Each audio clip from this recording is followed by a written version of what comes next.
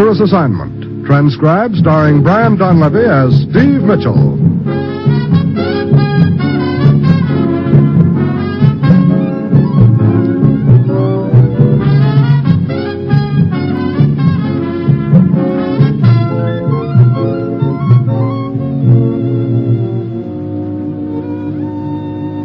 Yeah, danger is my assignment. I get sent to a lot of places I can't even pronounce. They all spell the same thing, though, trouble. But when I walk into the commissioner's office, I don't realize that this assignment's going to show me that sometimes the witness is harder to find than the killer.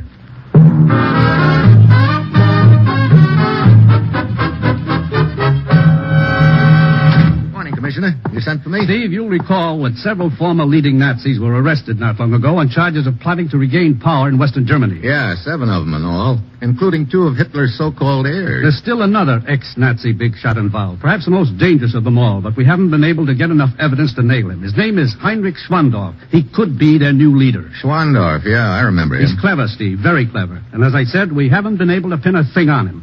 But we've been digging into his past. Anything we can use? We think so. An American intelligence officer was murdered in Berlin in 1947. The crime was never solved, but we've never stopped working on it. To date, the evidence on hand seems to point to Schwandorf as the killer. But we can't prove that either, huh? We might prove it if we could locate a man named Peter Metnick. He was witness to the murder. Gave us a fair description of the killer. And it adds up to Schwandorf? The description fits him, yes. Unfortunately, it fits a lot of other people. Which means we have to bring Metnick face to face with Schwandorf. It won't be easy finding Peter Metnick, Steve. Displaced person. We've lost track of him.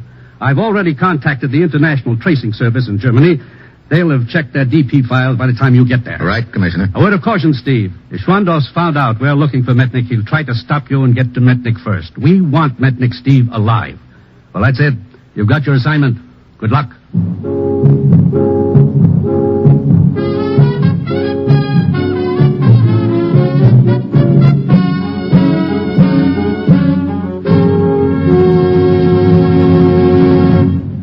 The National Broadcasting Company is presenting Dangerous Assignment, starring Brian Donlevy in the role of Steve Mitchell, colorful two-fisted government agent. At all those places of the world where danger and intrigue walk hand in hand, there you will find Steve Mitchell on another Dangerous Assignment. In 2 weeks, on Thursday, March 19th, NBC will send your way a complete and comprehensive description of the glitter and swank of the Academy Awards presentation in Hollywood. This gala distribution of the coveted Filmland Oscar will be described by film star Paul Douglas. Be sure to make a date with the Academy Award Oscar for Thursday, March 19th via this NBC station. As well as a complete description of the proceedings, you'll hear the acceptance speeches of the winners. It's Hollywood's biggest night of the year, and it's all to be broadcast directly into your homes by NBC. So remember, Thursday, March 19th, hear the presentation of the Academy Awards Oscar on the NBC Radio Network.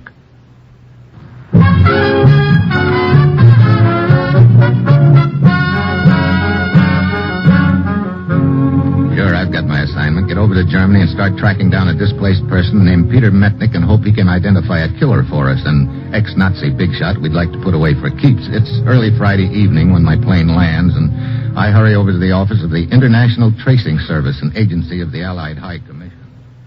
Mitchell, here's a record of the man you're seeking. Not much information, I'm afraid. Still... Well, let's have it anyway, Mr. Vogel. Peter Jan Metnick, profession school teacher. Arrested in Prague, 1940. Released by Allied forces in 1945. Has been employed as a dock worker, private tutor, shoe salesman, and farm labor. A brief description of him follows. Height, weight, color of hair, eyes, and so forth. When did you get this information? August 1948. Peter Metnick came to us seeking information regarding a daughter. We succeeded in locating her 2 years later, but by then Metnick had disappeared. Hadn't he left an address with you? Yes. He had secured employment on a farm in Bavaria, near the village of Linderheim. A farm owned by a man named Carl Whedon. But he'd already moved on by the time you located his daughter, huh? Yes, the owner of the farm was vague. Couldn't seem to remember where Metnick had gone to. Oh, that's where the trail ends, a farm in Bavaria. Look, about Metnick's daughter, where does she live? Frankfurt. I guess I ought to run down there. That will not be necessary, Mr. Mitchell. Fraulein Metnick is here. Oh? When we were informed of your arrival, we immediately contacted her, thinking perhaps she might have heard of her father. She hadn't, but she insisted on coming here to see you. Good. Let's talk to her then. Of course. Excuse me. Fraulein Metnick? Yes? This way, if you please. Fraulein Metnick, Mr. Mitchell. How do you do, Mr. Mitchell? Fraulein, sit down, please. Thank you. You're looking for my father, Herr Mitchell. He's in danger. So are you. Because of what your father knows, someone may try to silence him with a threat against you. Oh, I don't understand. Your father was a witness to a murder. Berlin, 1947. He saw the killer get away. We think we know now who that killer was. Oh, I see. And you need my father to identify him. Then we must find him quickly, Herr Mitchell. First of all, Fraulein, do you have any photographs of your father? I have several snapshots in my purse. Good. Here. Yeah, this one. This was taken on the steps of a school in Prague where my father taught. He was there many years until he was arrested. That was the last time my mother and I saw him. Ever hear from him after that? Oh, there were a few letters, yes. The last one came shortly before his escape from Buchenwald. I'll want to know all there is to know about your father, his friends, his habits, hobbies, if any. Even the kind of tobacco he smoked. Yeah. Must be something in his past that'll give us a clue as to where he went after he left that farm in Bavaria.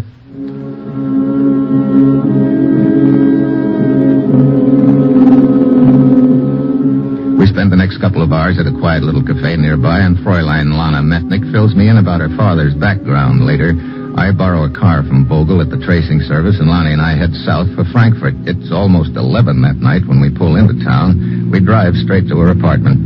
Yes, that's the building up ahead, Stephen. The small one on the left. Okay, Lonnie. You will come up? Sure. I want to look over those letters and also help you pack. Pack?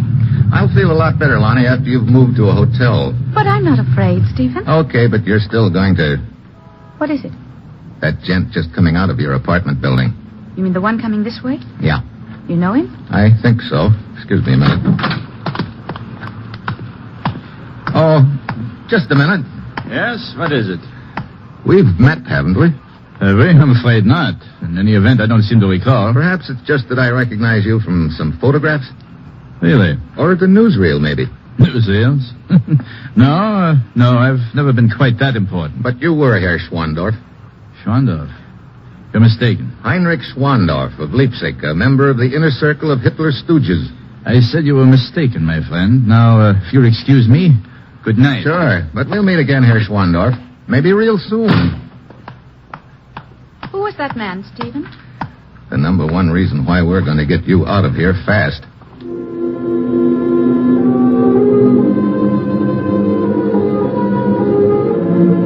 Upstairs in Lonnie's apartment, I read over her father's letters while she packs a suitcase. 10 minutes later, I drive her to a hotel and leave her with the promise that I'll contact her as soon as I get word of Peter Metnick. Then I put in a call to the local law and ask them to find Schwandorf, and if they can, keep an eye on him. Also, keep an eye on Lonnie.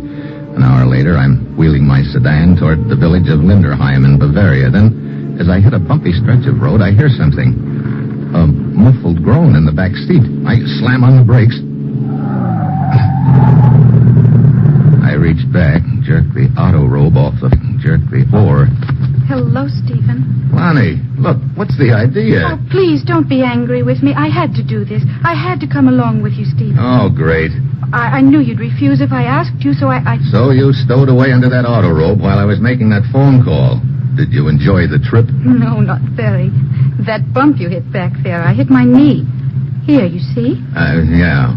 Oh, you're angry with me. No, I guess not. But I just had to come with you. I'm so worried about my father and... Okay. No point in taking you back to Frankfurt now. We'll mush on to Linderheim.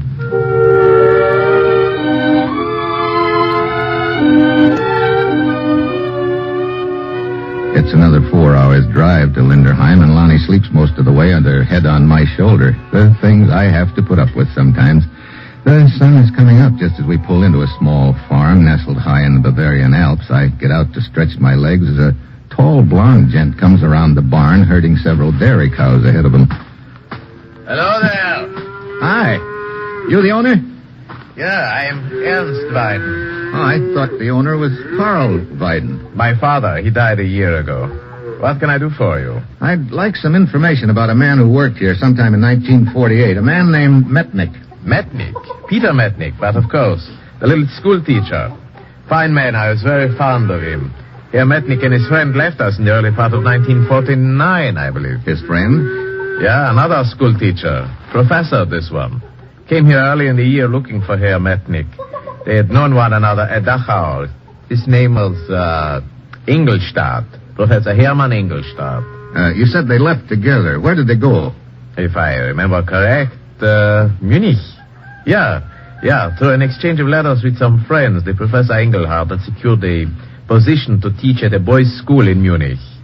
Wallenburg or Fallbrook or some name, I think it was like that. Stephen, my father went with him.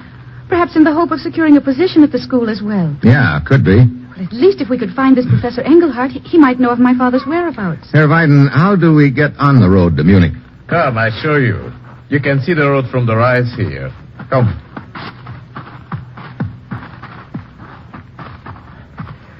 Down there. You see the village? Yeah?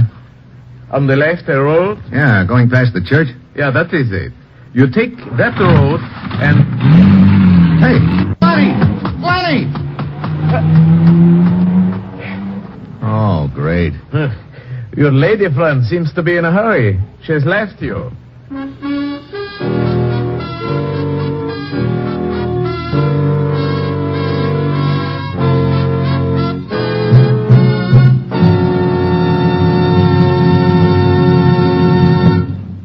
Steve Mitchell will continue his dangerous assignment in just a moment. Did you know that you help to perform miracles? Human life itself is a miracle. Through the blood you donate and the money you give through your Red Cross, you help to preserve life. And now scientists and physicians have discovered another miracle you have a part in. Blood processed into gamma globulin for use in the prevention of paralysis in polio. To collect the blood, process it into gamma globulin for the protection of our children against this dread disease will take a lot of money. In addition, the Red Cross must continue to collect whole blood for civilian hospitals which it serves, for the Korean wounded, and for the building of a safe plasma reserve for national defense, both military and civilian. Blood gives life. Money packs and sends it. When you give through the 1953 Red Cross Fund Appeal, you are helping to give life. You are keeping the blood bottles filled and delivered. Give, and give generously. Answer the call.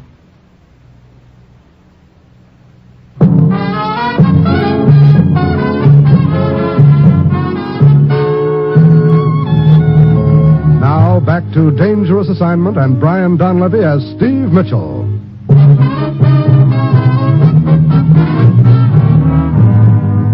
Just left you high and dry, Herr Mitchell. She sure has, Ernst. But why would she do a thing like that? That's a good question. Look, I've got to catch her. How far is it into the village? About 3 kilometers. That gives her even more of a head start. Okay. Once I leg it in, is there a police station of some kind? Yeah, a constable. Good. Maybe I can borrow a car and overtake her. You could never overtake her with what you could borrow from the constable. What do you mean? A bicycle? Oh, great. That just about licks me. No, wait a minute. Is there a telephone in the village? Yeah. See you later.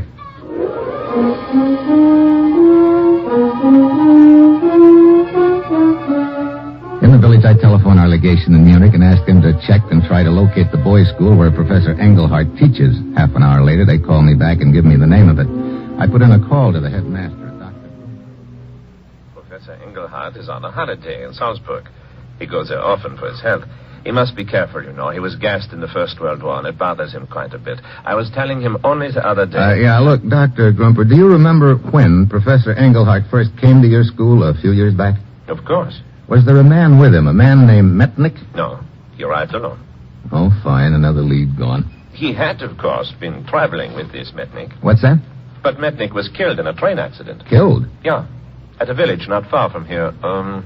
Freiburg, I think he said. Yeah, Freiburg. Okay, one thing more, Dr. Grumper. If anybody else makes inquiry about Engelhardt or Metnik, and I think someone will, you give out the same information you gave me.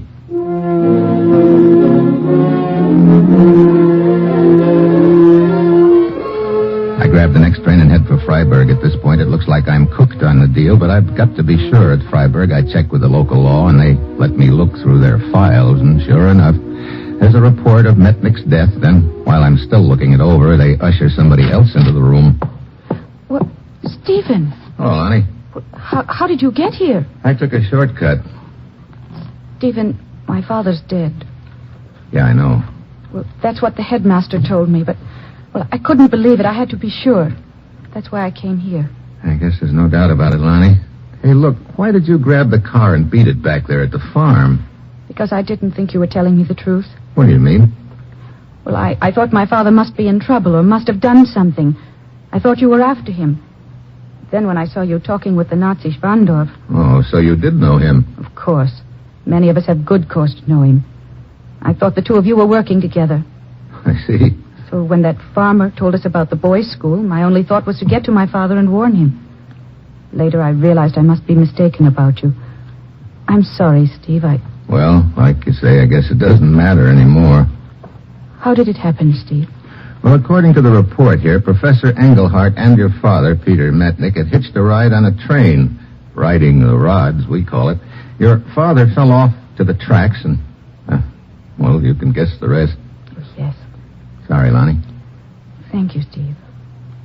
Well, what now? I wanted to find your father because I figured he could pin a killing on Schwandorf. Now, maybe I'd better talk to Professor Engelhardt if I can find him. You think he might have some information? Maybe. He was traveling with your father. Well, if he can tell me anything, I want to talk to him also. Well, we'd better check that headmaster at the boys' school in Munich, see if he can give us a line on Engelhardt.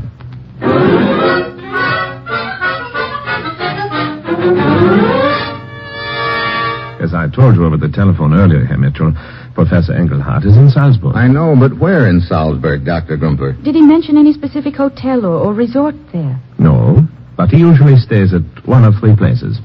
I'll write them down for you. You have no trouble finding them when you arrive. Thanks. Now, here you are. One other thing. I don't know what Engelhardt looks like. You happen to have a picture of him? Picture? Let me see. Yeah. Here's a class picture. Professor Engelhardt with his students. Hey, wait a minute. What is it? Yeah, that's Peter Metnick. My father, Stephen. What are you talking about? This is Professor Engelhardt. No. The real Engelhardt must have died in that accident. Metnick saw a chance to get lost from Schwandorf, so he's been posing as Engelhardt ever since. Well, then he's alive, Stephen. He's alive. Yeah, and in Salzburg. Come on.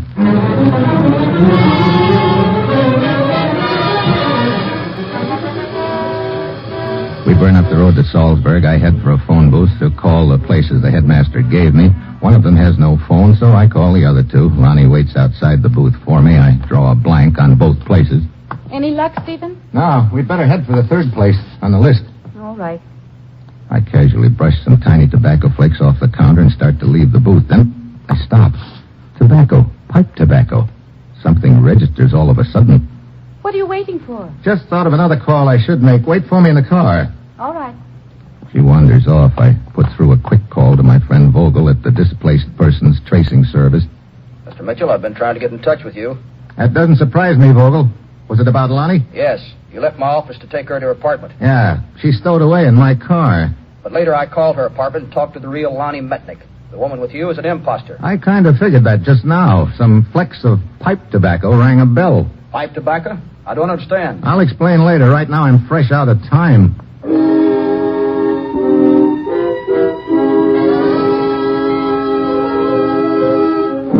I go outside to the car. Lonnie's nowhere in sight. I've got to act fast. I go to the 3rd address on my list. Yep. They tell me Lonnie just left. She'd been asking about the professor who's at the band concert in the park.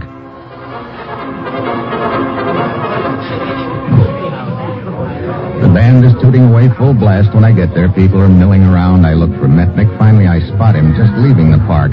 Lonnie's right behind him, and I've got a strong hunch she's holding a gun in his back, maneuvering him to a quiet spot to kill him. I've got to slip up without her seeing me. One peep out of me, and Metnick's a dead duck.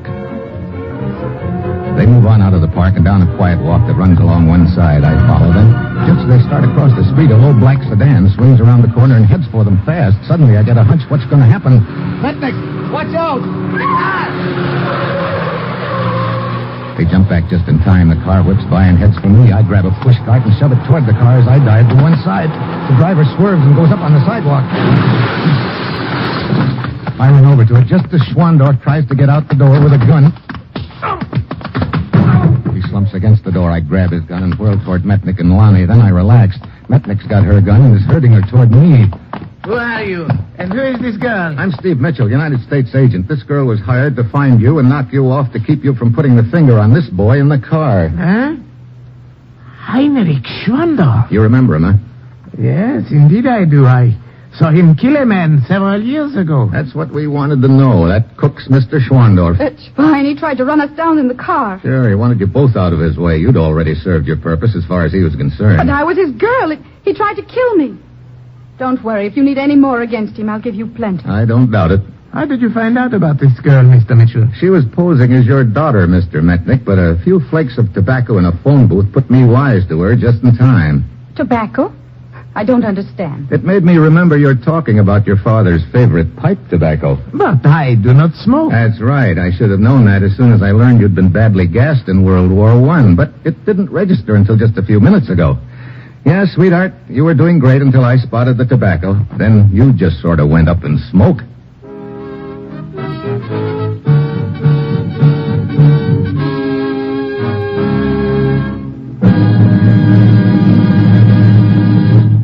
Our star, Brian Donlevy, will return in just a moment. If musical entertainment is high on your list of enjoyable radio programming, then NBC's Monday Night of Music was designed especially for you. When you set your radio dial to most NBC stations on Monday, you'll hear such stellar programs as The Railroad Hour, The Voice of Firestone, The Telephone Hour, and Encore. The Railroad Hour presents Gordon MacRae and his charming guest stars in memorable operettas. Howard Barlow conducts the orchestra and chorus on The Voice of Firestone, and the program always features the finest guest musical artists. The Telephone Hour brings you the music of Donald Voorhees and the Bell Symphonic Orchestra, as well as famous guests from the realm of music. Also, on Monday evening, you'll enjoy hearing Encore with the musical talents of Meredith Wilson, Marguerite Piazza, and Robert Merrill. These three stellar musical personalities, each Monday, bring you the melodies that you want to hear again. So, make it a date to be one of the millions of people who each Monday night enjoy NBC's musical program schedule.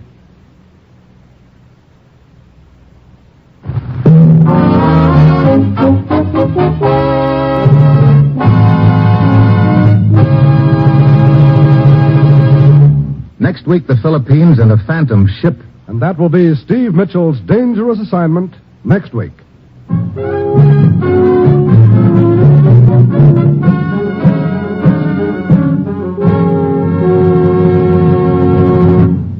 Included in tonight's cast were Jim Davis, Pamela Duncan, Henry Rowland, Paul Frees, and Rye Billsbury. This is John Storm speaking.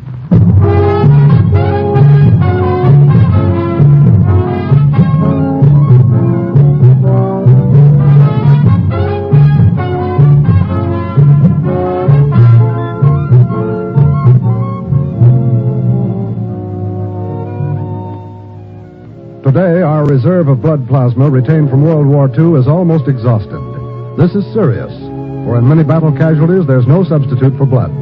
Make your donation of blood for the armed forces. Call your Red Cross chapter or local blood donor center today for an appointment. All types of blood are needed. Dangerous Assignment, starring Brian Donlevy in the role of Steve Mitchell, with Herb Butterfield as the commissioner, is written by Bob Reif and Adrian Jandot and is directed by Bill Karn. Be with us again next week at this same time when Brian Donlevy, starring in the role of Steve Mitchell, will embark on another transcribed Dangerous Assignment. Each weekday, hear One Man's Family on NBC.